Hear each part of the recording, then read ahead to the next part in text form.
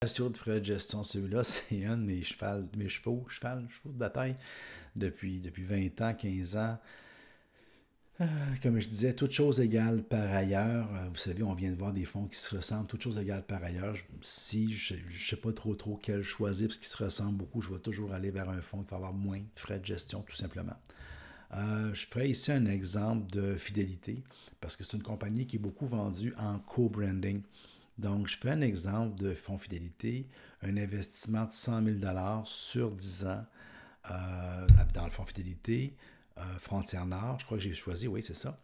Et puis, je vous dis ici le fidélité original, donc le fonds série A standard.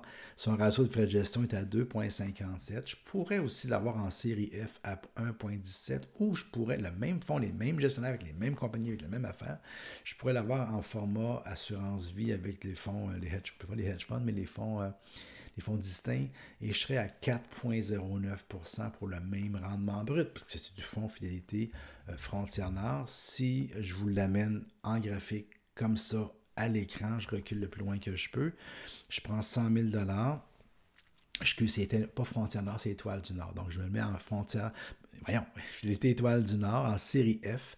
J'aurai un rendement de 113%, 7,59, 213 000 en série F. Et si j'étais le même montant, le même fonds, puis qu'il y a le même rendement, là, la corrélation n'est pas de 100% parce que c'est le même fonds, c'est juste les frais qui changent. Et j'arrive à 158 000, donc 213 par rapport à 158 000, c'est 54 000 de différence sur 10 ans.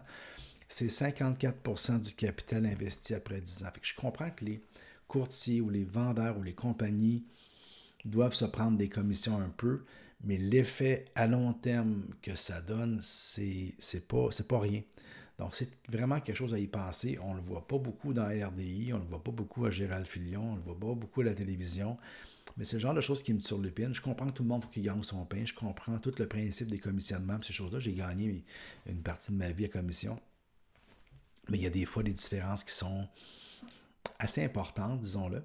Et pour toute chose égale, pour le service qui est donné aux clients, je ne suis pas sûr que ça puisse justifier 54 000 sur 100 000. Si les gens le voyaient vraiment comme ça, je suis pas mal certain que les gens ne prendraient peut-être pas les mêmes décisions. Donc, les ratios de frais de gestion font toute qu'une différence.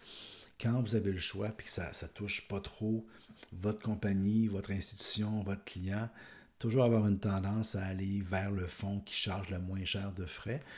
Et on respecte, je comprends qu'on respecte la structure où est-ce qu'on en est, parce qu'il y a un côté rentabilité, mais tentez aussi de respecter le client, parce qu'à la fin de la journée, la chose qui influence directement le rendement, c'est le frais. C'est une vérité de la palisse, mais c'est le frais de gestion qui vient influencer le rendement.